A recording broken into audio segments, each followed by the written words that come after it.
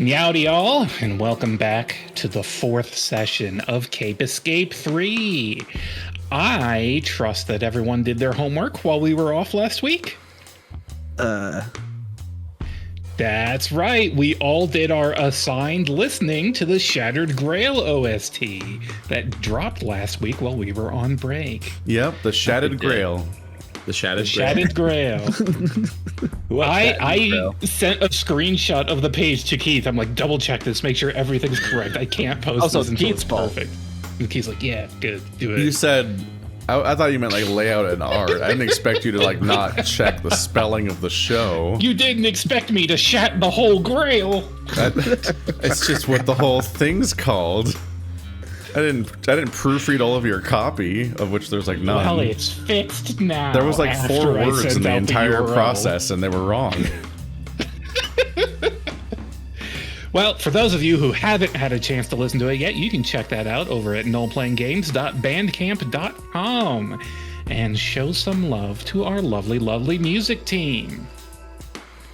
And on that subject, I want to give my own shout out to our lovely, lovely music team and our extremely lovely art team working so hard this season on Cape Escape.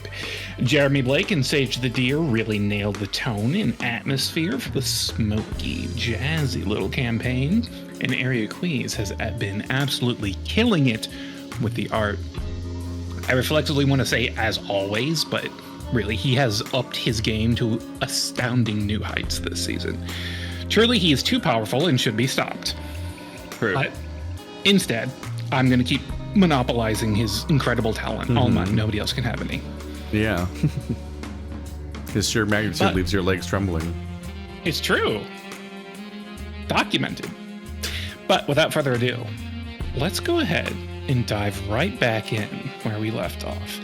No, not with the very cool hole in the sky and the very cool coyote spitting very cool one-liners into it. Tonight, we instead start off on the right foot in the west wing of the Smoky Oak Lodge. The eerie blue light from the hole in the sky not yet reaching this particular hotel room, in which we find Keaton babysitting Goober while the boys are out gallivanting about in the campgrounds. Let's get Goober out here. Where is he? There he is. His condition hasn't improved much. Still sobbing in your lap, facing away from you the way rats do when they have food, but he doesn't have food. He has a hotel pillow he is clutching, thoroughly soaked with all his extra gooey face water. I think Keaton is, like, to him, consoling him. You know, she has, like, a hand on his shoulder, like, rubbing his back, just being like, yeah, let it all out. But, like, looking down at her phone, like, hidden beside her thigh, like, just out of view where he can't see. And she's, like, scrolling, you know, Twitter while this is happening. I think she's getting a little bit fed up. Like, she volunteered to stay here to be the emotional support, loose end, you know, cleaner. But that's a lot of emotional labor. And even though she agreed to it, maybe she doesn't love it very much. And her patience level is, like, slowly declining. Not her favorite thing in the world, and he's not making a lot of progress. But you might have something that could help erase whatever it is that's troubling him, don't you? Yeah, I think, you know, as this is happening, as he's crying and sobbing to her about his partner, and they were just here to do a job to find Sonny, something pops into Keaton's head. You know, she's been thinking about this, the whole reason why she volunteered to sit back. She feels like maybe things are getting a little tense, and the thing with Sonny kind of got to her last week, and she knows she needs to step it up a little bit. And that means taking things into her own hands. And she kind of puts one hand in her pocket and feels that eraser, the redactor. She has an idea for how to solve this loose end problem. And she looks to Goober and she says, "Hey, I think I know a way to make this all better." Slobbering and snorting, he looks back up with you, face covered in mucus, and he's like, "What could possibly make this better?" You're hurting, aren't you? You have all those thoughts rattling around your head. So much anxiety, right? Mm-hmm. What if I could just take the anxiety away? You know, kind of like Xanax? Or that thing from Men in Black? Or a real good cigarette. Yeah, I totally get that. Hey, I want you to look at me. Look at me in the eyes. It's not gonna hurt. I'm not gonna do anything to harm you. But it might be uncomfortable for just a moment. But when you get to the other side, everything will be better. Okay? All right. And she takes out the eraser and she holds it in her hand. And to herself, she's thinking, she doesn't know if it's going to work. She really hopes it works, because if it doesn't, she's going to look so stupid. And she presses it to his forehead and cleanly drags it in a long line, ear to ear. Now, Keaton, you're attempting a very delicate maneuver here. I'm going to need you to give me a quality assurance for subtlety. Oh. Oh, well, she doesn't have one of those. Yeah, that means you're going to roll with a penalty. Go ahead and click that subtlety button for me. Love that. Subtly drags an eraser across your forehead. You fail and generate 6 chaos as the redactor in your hand becomes unwieldy. Goober's expression goes blank, eyes darkening as the lights go out. Then, after a moment, he asks you a question. Got any smokes? No. I don't. I only smoke when I drink. Didn't you have some? Got any smokes? No. Don't worry about it. Either way, there's smoke detectors in the rooms. Got any smokes? I think it begins to dawn on her. Earlier in the day, she was playing that game with the redactor, writing words on a page, letting it cross out words, leaving sentences in the gaps, talking to this otherworldly, anomalous item with a mind of its own. This heavy eraser in her hand, just slowly gaining import and presence as she looks at it. She doesn't think this is Goober speaking anymore. This is the only words it left behind in his head. That light in his eyes has been replaced by a wellspring of deepest darkness, the emptiness of the void, the absence where there was once recognition. This branch's loose end count has gone down by 1. Good job, Keaton! As she's staring at this eraser, it occurs to her that she just royally fucked up. And she did exactly what she didn't want to do, which was fuck up this job. And so she jolts upward. She paces around the room. Fuck. Oh, shit. They can't find out about this. What the fuck? Got any smokes? No, for the last time, there are no smokes. Fuck. And she looks at the eraser in her hand and she goes, you fucked me. You screwed me. Ugh. God damn it. It's okay. There's one thing I can do. Calm down. Okay. I have a plan. No one needs to find out about this. And she grabs Goober's hand and she just says, come on, we're taking a walk. And she just pulls him onto his feet. And if she has to drag him, she will.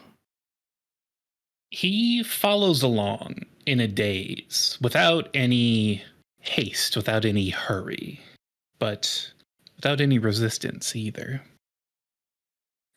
As she walks down the hallways, winds around corners, back to the main hall, back to the elevator bay. She steps into the elevator, uses her key card, and goes back down to the basement. Back to the entrance to the vault, through the conference room, through the offices.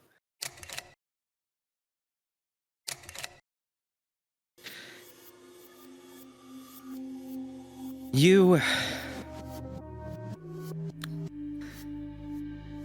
been assigned a new room, buddy. It's time to step inside. And as she says it, once again, swipes her key card on the electronic lock, spins the wheel, and pulls open that blue door. Standing in the witch light, unable to clearly see inside, she puts one hand on Goober's back and pushes him hard until it fully engulfs him and he disappears from sight. Goodbye, Goober. Footsteps follow behind Keaton as she consigns the rat to the blue embrace beyond the vault door. It looks like Grandpa Rippy and Snapper have arrived. Let's get them out here. No, hide Grandpa. Snapper, you brought dear old Rippy, your own grandpa, up here as you were told, but there is a sinking feeling in your gut as you look over the instructions you've been texted. This isn't like the dozen or so times you've returned him to the assisted living facility. This is the agency's vault. They want you to lock him away for good. I just don't understand, because it's not like he's going to remember anything. It's like this never happened. It's like what never happened, huh, Sonny? It's okay, Grandpa. Do you remember the woods? I've been in the woods so many times over these years. I've forgotten more times going into the woods than you've gone into the woods in your whole life.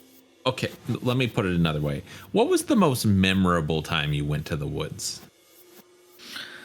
Did I ever tell you the story of how I met your grandmother? Only a dozen 2003. No, you haven't. Oh, well, you see, I was walking through the woods, cleaning up a mess, and there, bathing on the rocks, in the middle of a crystal clear lake, your granny. Oh boy, she was a majestic one. Beautiful, belly up, sun glistening off all of her supple scales. The adjectives get worse every time. I think Keaton kind of steps out of the shadows near the corner of the room where she had tucked herself, maybe next to a filing cabinet. She goes, Snapper? Oh, hey partner. What are you doing down here?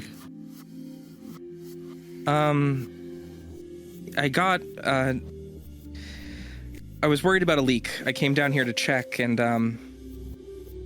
well, doesn't seem like there's anything, but then I heard someone coming. I thought maybe this was related. Hold on.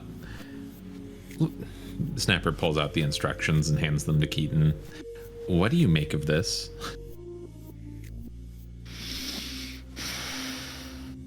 I think she reads over, the message he's received, the instructions for the vault. This is just the most boring paperwork. I mean, it's so bare bones. It's a bulleted list that just says, take loose end, swipe key card, write in log, close door, that sort of thing. But she does notice that the message to Snapper mentions the subject name as Ripper Slycrest. And she looks at him and goes, is this... Yeah, he's my grandpa. Why, hello there, young lady. How are you doing? Oh, God. I'm fine, thanks. Snapper. Grandpa, this is my partner, Keaton. This your girlfriend, Keaton? No. My work. No, absolutely, absolutely not. No.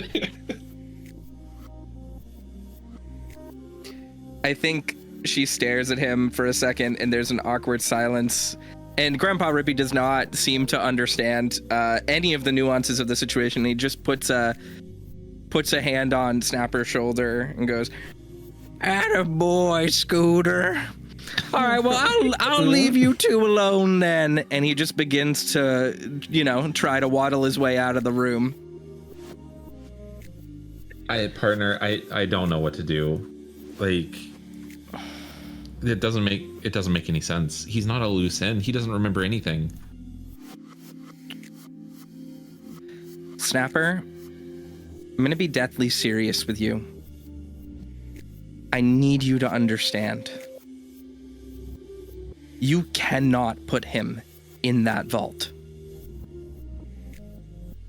And she looks Snapper in the eyes, and it's maybe the coldest look she's ever given him. We're talking more serious than any time they connected during the prison incident. And in fact, looking at her face, the seriousness in her expression brings Snapper back to the prison instantly.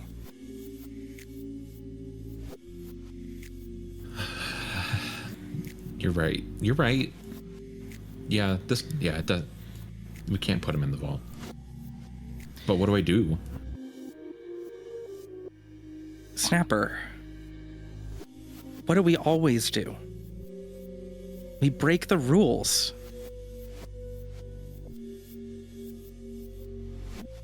Well, when you put it that way... Wait, I It's the don't one always thing- break the rules. It's the one thing we're good at, kid. You're right. Can you sign off on the log like this happened? I mean, you were Yeah. here already. I will. I'll write. I'll say, I'll write down that we contained a leak here. I'll say Keaton Snapper signed in Ripper Slycrest. I'll put the timestamp down. And it can just be between you and me. No one needs to know. And hey, I got your back, kid. I really appreciate it. Oh No my problem. god. Hey, and just know, I couldn't do this without you. Same here, partner. You hold more sway than you realize. You're the one with the connection to Sandals, and that goes a long way. I don't think we'd be getting away with nearly as much as we do if it weren't for that. And I'm not saying you're not talented, because you're just about the most talented person I know. But be less afraid about upsetting people. You don't need to be such a people pleaser. You're good at what you do. I hope I can have the same confidence in myself that you have in me. It's not fair. That's not fair. Grandpa, let's go get you checked in. Checked in? Oh, are we staying in the penthouse? Yes. And then he starts to just walk out the room. He is so excited. I hear they have an ice cream bar in there. Not sure about ice cream, but I'm sure it's quite well. This is this place. It's probably nice enough. You go take care of him, and if I were you, I'd make sure, especially the duck and the bellboy don't see you bring him back. Let's keep it in the team. You, me, and Sonny. Good idea. Good luck, Snap. You too. I'll see you soon. Catch ya. And Snapper casually shoves Grandpa into the locker while he walks his way up to figure out a room to keep him in. As he tumbles into the locker, you just hear, whoop! That fucking locker kills me every time. Oh my god, Snapper breaking more rules than he has ribs. Look at him. This makes the goofy falling noise. Well, following in your footsteps, coming past you out of the elevator, Billy arrives to drop off the tent he sequestered Noodle in, ready to turn over to the agency vault. Now, Billy, do you have any qualms about this surrender? Or are you just going to chuck that thing under the door and never think about it again? You really need this job after all. I really need this job. No hard feelings? Do I just sign here? Pinky and the brain both turned in. Problem over.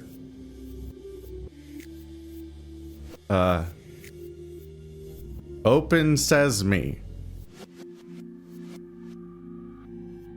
It's really supposed to be a guy that works here. I don't know how to do this part.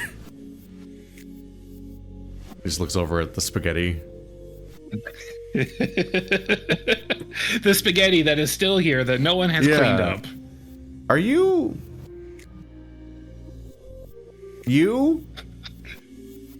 The spaghetti does not deign to respond. Is there like a name tag? There is a full set of clothes with a name tag. The name tag says Mark. Mark. Can I go through Mark's wallet?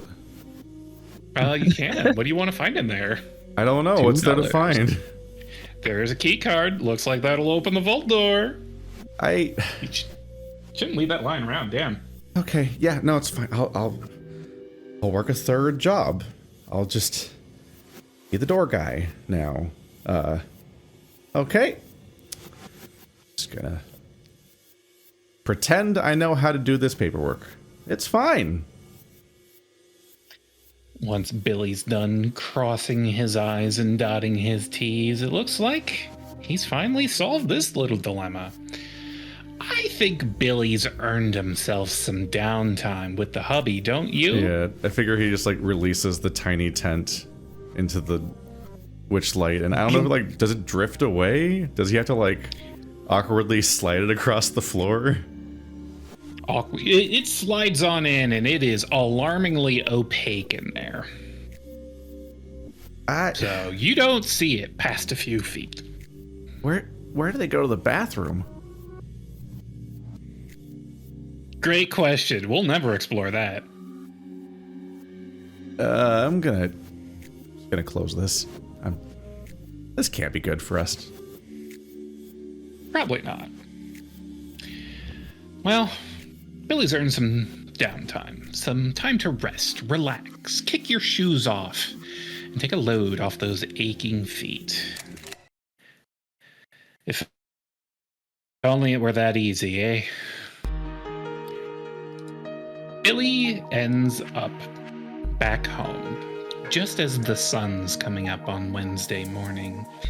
It looks like Dawn fell asleep on the couch waiting for you, but he stirs as he hears you enter, with deep breaths to manage the pain as he sits up on the couch. Wow, did you just get home? Having you work late hours? You could say that. A lot has happened. Donnie, honey, I have a request. Sure. What's up? You have to promise me you're not going to freak out. I think I'm usually pretty good at handling things. What's going on? I guess it's better if I just show you. Billy pulls a small panicked rat man out of his jacket.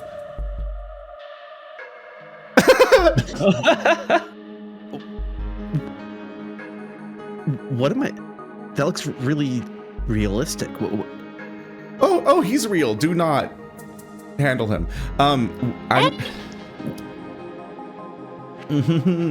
So remember our hamster that died? We're going to have a new tenant, and you can't tell anyone that he is here, ever.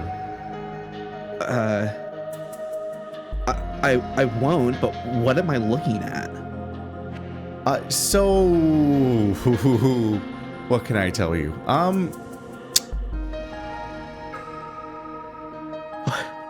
What the fuck?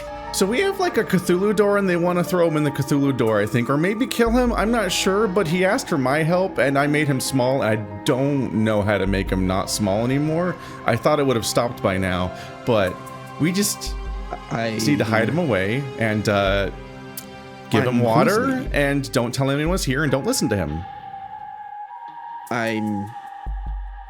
This can't be happening. I took too much of my new medication. No, this is the least weird thing that's happened this week, honestly. So I'm not supposed to tell you any of this, but this is just what my life has been like lately. This is the job, and it's freaking me out. But I think this guy might know the secrets of the universe, except in that way where it's going to be really unhelpful, because he's struggling with English and standing up. So you couldn't tell me about the details of your job because it's the most batshit insane top secret stuff of all time? Yes, this is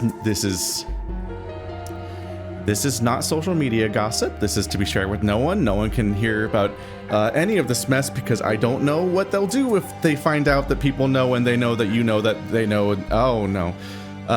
Okay. There's this is gonna take some time to process this, but I've got some good news. First order of business is that I'm always by your side, no matter what. The second is that if I told anyone, I think they would assume that I need to be checked into an institution. So, yeah, I'm not gonna tell anyone about this. I'm still trying to wrap my head around it. Yeah, we'll get through this, okay? We'll I don't know how, I don't know what the hell is going on anymore. But just keep his little hamster water full, and yeah. I'm gonna put him in the cage. I can't tell if is he saying anything or just squeaking. You want to be small? You can do that.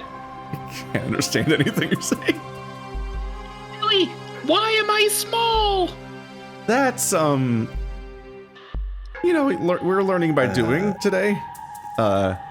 It's working to our advantage today because no one knows you're here. They think you're gone. I didn't think you could do that. I didn't think you knew my name, so that's a lot to unpack. The fards, Billy. We need to change the voice. It's not transmitting well.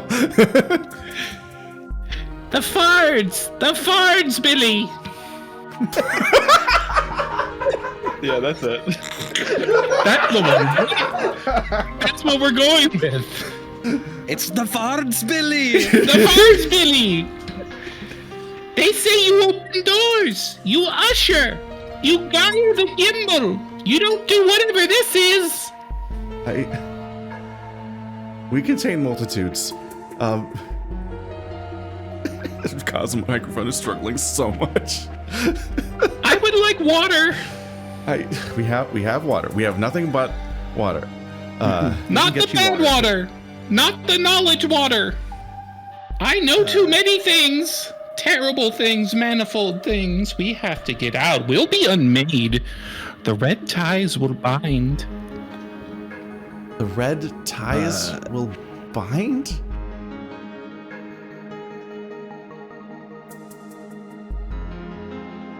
I think at this point, Don just resigns himself to ignoring all of the whatever it sounds like techno babble to him, and is just fetching some water for the little rat.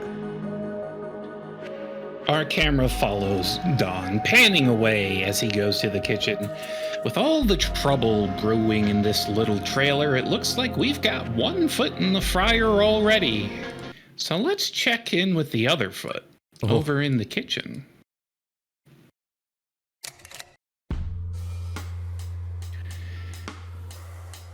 Here in the kitchen, we find Sonny. Dear Sonny. Entreated to a breakfast of champions by presumably the only man in this entire campus that can actually cook. We've got Reggie. There he is. Reggie, what are we feeding the boy this morning? Oh, we're hitting all of our... Oh, okay. I forgot the button. Shit. I'm a good director. Buttons. So many buttons. Yeah, man, we're Wild hitting all the Keith. macros, all the proteins. I injected even more protein in there. Just got the whey, we got the soy, just every type. No good, no wrong answers in this kitchen. Wow, very cool. So anyway, Reggie goes quiet. Very quiet and very suddenly. An ice-cold knife twists into Sonny's spine as you recognize this instantly. He's asleep with his eyes open, lost in the dream. This isn't supposed to happen. Not anymore. You've got control of this now, don't you? Am I just like eating in the kitchen here? Yeah, just eating in the kitchen. I think that Sonny has been just kind of like focused on the food and looks up and sees this and recognizes the situation.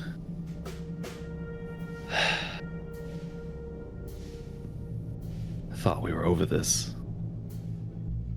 The static builds, ringing in your ears. You can't degauss it. That thing rises from the shadow, wrapping around the stout little hedgehog, embracing him.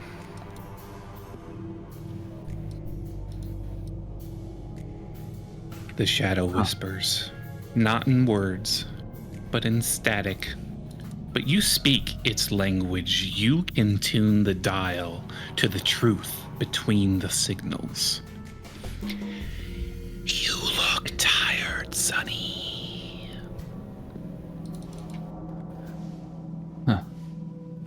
Go to sleep at a time like this? I don't think so. But it's nice to put a face to the name, so to speak. The voice grows louder, beyond a whisper, as you tune in on its frequency. You've been trying so hard, burning the midnight oil. All for what?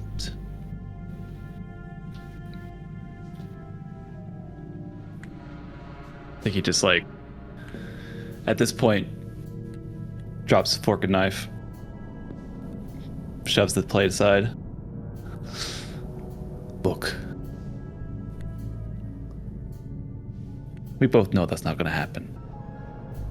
It's too much at stake. Can't just go to sleep at a time like this. You can't keep doing this all by yourself. Not by myself. This time.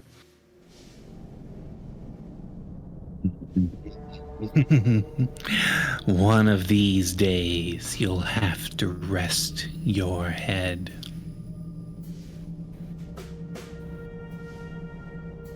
Well, coffee night might not be good, but it ain't gonna be tonight. Why don't you buzz off? Fine, fine. No rest for the wicked then.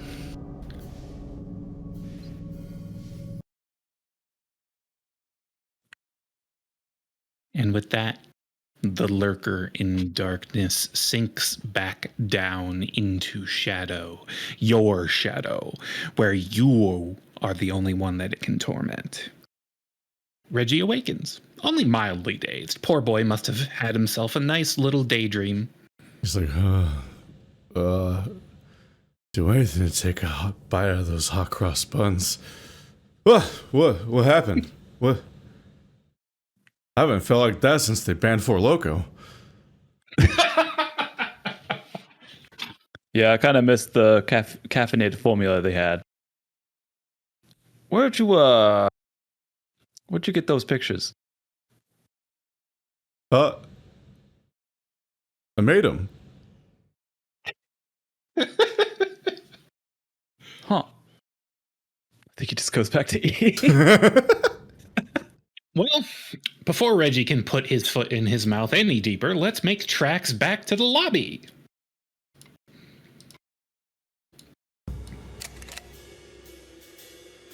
Here in the lobby, we find Darnock. While the other agents are seen to the agency's business, you're left to your own devices for the time being. The lobby is quite active this morning. We see Slick selling Bobby a new phone he's just acquired. We see Becky explaining to Shepard what he-him lesbians are. But you've got other things on your mind. We can't just blow past that. That's cursed. That's not okay. You have just single-handedly made the worst scene. Literally took all of the worst characters to put into that particular scene and made that real.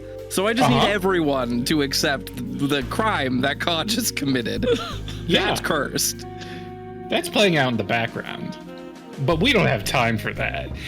Darnock, you've got other things on your mind. You've had some interesting ideas pop into your head recently.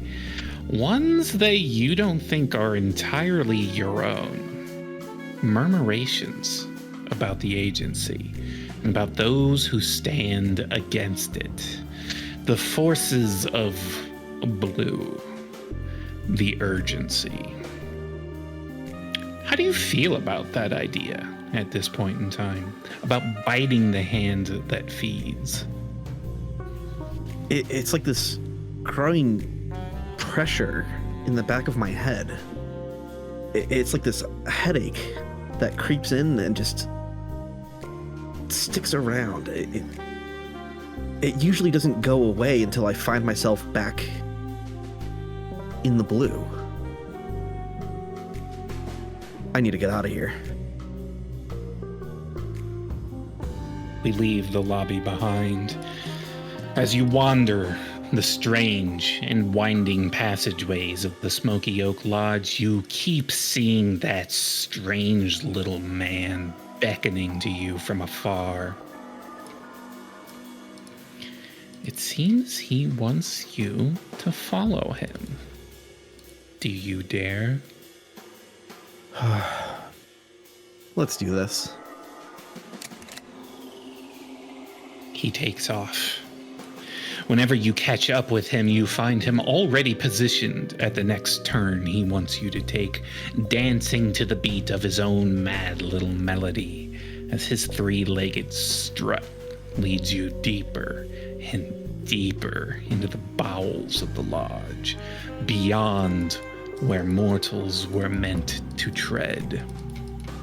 Before Darnock even realizes it, he doesn't remember feeling Faraday climb onto his shoulder from out of his pocket, but he does hear Faraday's voice. To unknown roads, young chap. Follow science. Follow it to the truth. Yes, sir. That sounds right to me. I think this is the only way I'm going to get out of this situation. You begin to feel a strange pang of remembrance, a nostalgia for this sensation, for traversing an area that is not entirely of this world. This place is old, older than the land it stands upon. It unravels and gives way to passages of pure thought and ideation. It leads you into the wild blue yonder.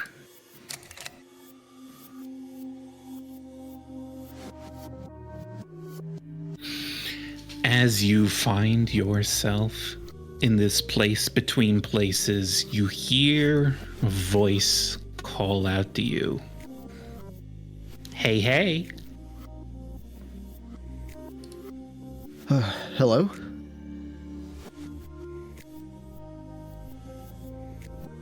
Oh, Oh my god. Hello there. Who are you? Yowdy! I'm Syphoon, but you already knew that, right? You're starting to know lots of things, aren't you? I feel like some things are coming back. Where am I? What is this place? This isn't a place. This is a state of being. This is blue. Isn't it a lovely color? Yes, Darnock. Isn't blue just lovely? That pressure is gone. I feel a lot better. I always feel that way when I'm in the blue. That's why I'm here all the time. Why do you think we wear the blue, Darnock?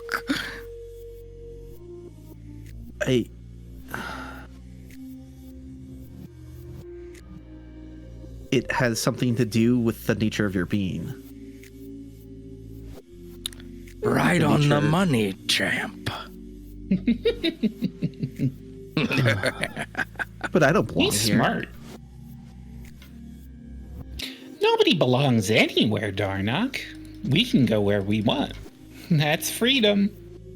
To boldly go, Darnock, for that is the burden of science.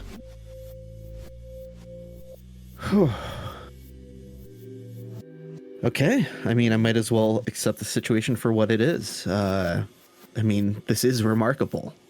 This is incredible. You're incredible, Darnock. You've been doing a great job out there, bud. Proud of you. Just the best pupil a scientist could ask for. But if you want to get real crazy, if you want to stick it to the agency, we got to start racking up some demerits. Not just for you, but for everyone. Demerits? For Demerits. You have to break a few eggs to make an omelet, young duck. God, I love breaking eggs. Okay. Rack up more demerits for myself and everyone. Yeah, demerits are great. Bring them to me and I'll eat them up. Yum, yum. Look at all this cool stuff you can get for him. He pulls open his little dress shirt and shows off some strangely animated looking oddities inside. Wow. What are those? Just little ways you can get ahead of the red ties. I used to work for them too, you know. Then I blew myself. They don't like blue. Okay, I will keep that in mind. Thank you very much for the offer. Yeah. Just be careful. Don't let them see how blue you are. They'll lock you up like they did to me, and they'll throw away the key before the witch set me free. You notice he has the wrap affixed to his neck, the tool that the agency uses to contain the anomalous. But his looks damaged. The ties that bind him are starting to bend and break.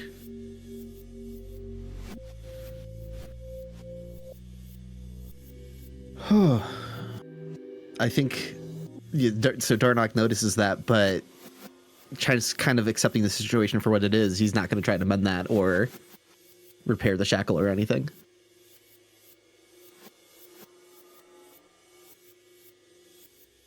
Ooh, looks like it's time to beat feet.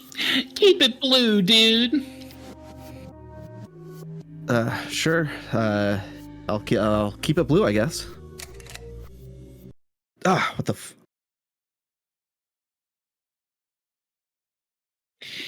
Well, snapping back into reality here was like a forceful shock to Darnock's core. very disorienting.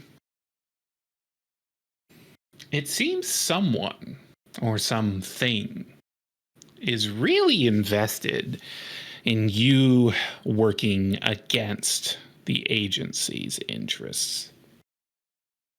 Something to keep in your back pocket. Well, it looks like it's that time again. Wednesday, December 11th, 2030. Time for your daily sandals meeting. Oh boy!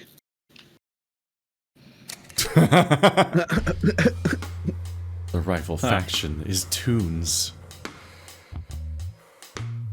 We have to die. Gathered for the morning stand-up in the agency offices, the dream team discovers mere moments before the projector turns on that someone seems to have graffitied the wall that it projects onto.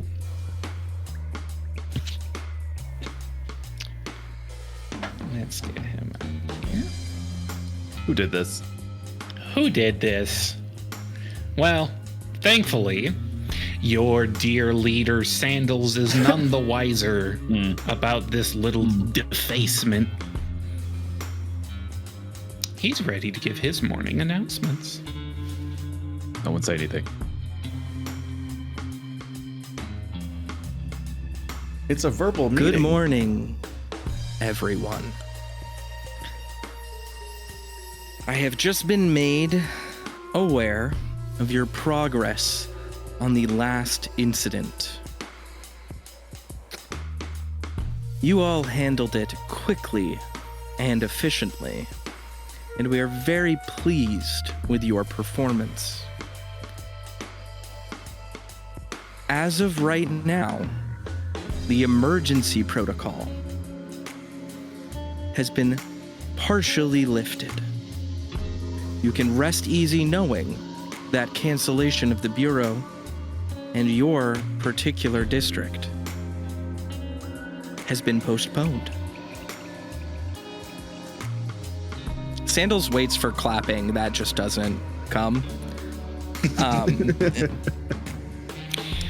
Those of you gathered here do notice that despite the reports being in about the loose ends being eradicated, the sensor array displays 12 loose ends still remaining in this branch. Isn't that curious? Yeah, it is. We have received reports that the sensor array may be malfunctioning. Agents at headquarters are monitoring the situation, but the current loose end count appears to be inconsistent. Know and take solace in the fact that we are investigating it to the best of our ability, though there is no doubt to the veracity, honesty, and integrity of the team working at your site. If you do in fact find the cause or the culprit behind any of this sabotage, please make sure to inform them to your nearest district manager. I believe, in your case, one Mr. Bish? Beich? Mr. Bitch, Mr. sir. Beich? Very well. Mitch. Mr. Bitch has been deputized for this particular instance. Great. However, I will say, your strategies of finding the source of the leaks appears to be functioning very well, and I encourage you to keep taking this macro approach to problem solving. Rather than hunting down single leads, try to cap them off at the source. This will be the best way to ensure both your safety and the safety of the civilians at the lodge. Do I make myself clear? Crystal. Yes, boss. First order of business for today involves a civilian sighting.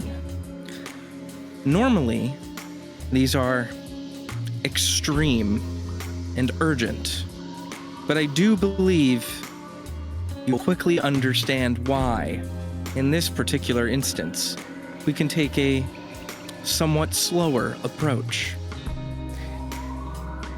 Before I tell you exactly what the anomaly is, please know that it is as dangerous an enemy you may face.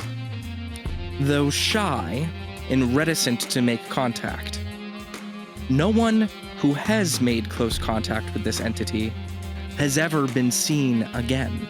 And in fact, this fuels the understanding and public consensus around this anomaly. That's correct. Bigfoot has been sighted at the Cape. No. Like Did the you say Bigfoot. Bigfoot? Sasquatch? Correct, Or Agent Mountain Ape. Darnock. The, classified as a mountain ape, the entity that gave its name as Sasquatch in the early 30s was seen at the Cape. We have been monitoring this entity for quite some time, though it has proven quite elusive.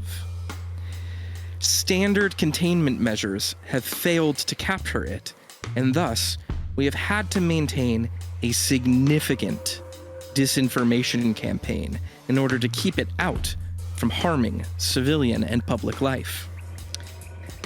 However, there are concerns in upper management that its erratic behavior is a result of its hollowing. This entity has been topside for some time.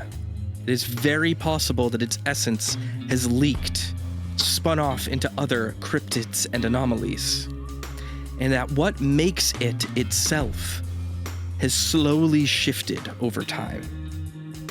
Please be very careful and undergo all cautionary protocols when handling a hollow anomaly. Wherever he shows up, be aware there may be a connection between this sabotage of our sensor array, the inconsistent reporting on loose ends, and the missing fards, as well as the live leak containment issue, and Sasquatch. We do not have a full readout of his abilities, so know that you are going in not fully briefed. If the situation gets worse, this could very well spell the end of this branch. Do what you can for now, but I do not say this lightly. Don't fuck this up. You will find out firsthand why this anomaly has evaded capture if you are not on your A game. Play your parts, and everything will go as planned. We've pulled some strings to send more backup, but it will take some time for them to arrive. Do what you can to contain this anomaly, and I will personally add commendations to your file. Any questions? Have there been any casualties to Bigfoot? That is confidential information. Uh-huh. This is a player question. The red tape surrounding the, like, I guess, general area, is that a campus. physical barrier or? You haven't tested it. Huh. You want to go find out? You want to go fuck with it? Do agency I people wanna know what ask the red Sandals, tape I in the guess. area is? You are told that it is red tape. Whoa. Very helpful. The red tape is an anomalous item that has been thoroughly tested. It originates on the other side, or perhaps demi-planes of thought, somewhere between here and there. What we know about it is that upon visual contact or crossing of its threshold, all individuals within its, let's say, radius will feel a strong compulsion to avoid stepping back over its barrier.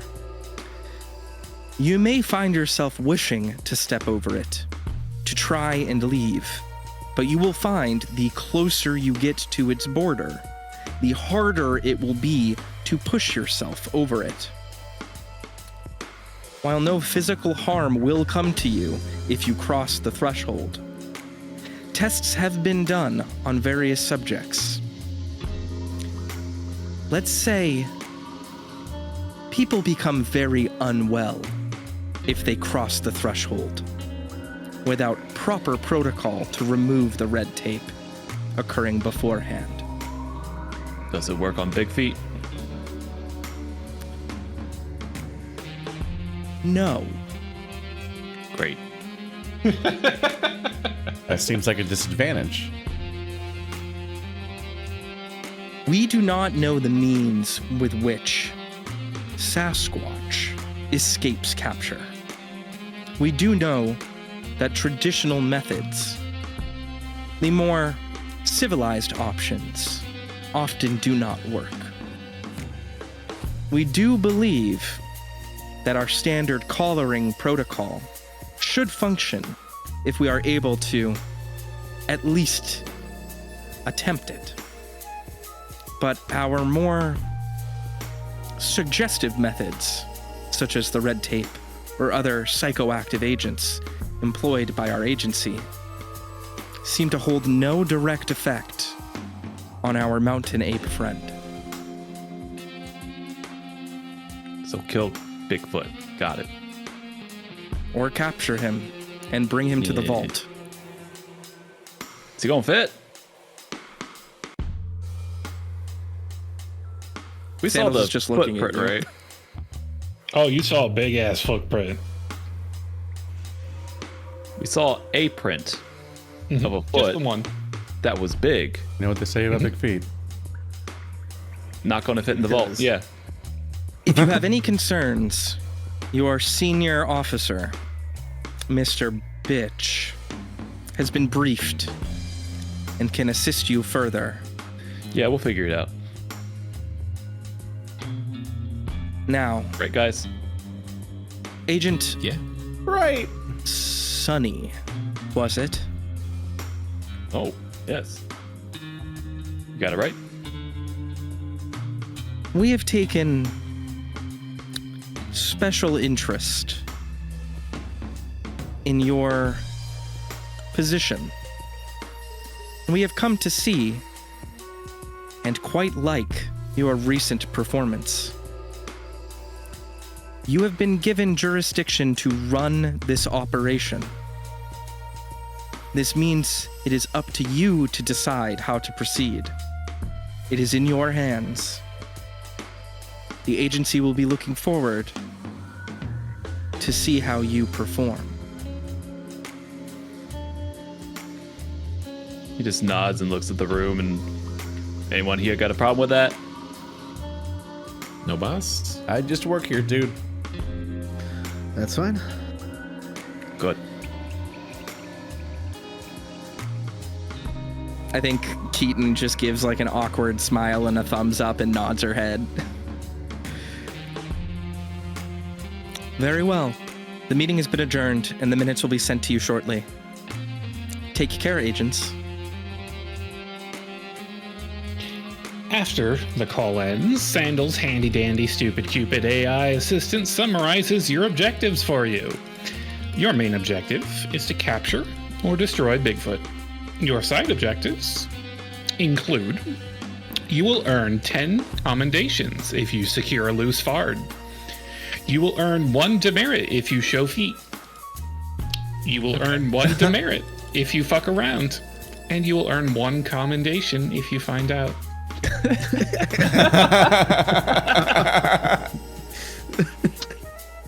Fantastic. And now, the weather. The Dream Team's branch of the agency currently has 12. Count them, 12 loose ends. So I This will means- say, did we like not get one like knocked off when Goober went into the vault? You got 1 knocked off when Goober was brain erased. Sure, that's You it. were at 13. Oh, okay. This means you will start this mission with 5 chaos. Let me send us down to 5 chaos. That's not that much. Don't worry about it. And you will suffer a weather event. Do worry about that. That could be tremendous. Oh boy. And until the loose end count is reduced, your relationships will spontaneously remind you of your agency duties and the importance of reducing loose ends. Now for the weather event. Here we fucking go. D20, D20, D20. Okay. I was worried for a second. That is a 9. A loose end has been located. Agency employees have removed 3 loose ends.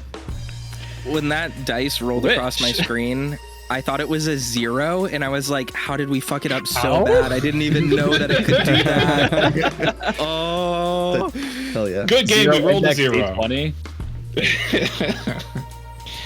Alrighty, well, With that out of the way, let's go ahead and take our break. Billy's just staring at the screen like, how did they know exactly where his face would be? Someone's very talented. You got a talented artist amongst you. Anyone want to take credit for it? We got one confirmed good artist. Keaton goes, sorry, my bad. I was fucking around down here.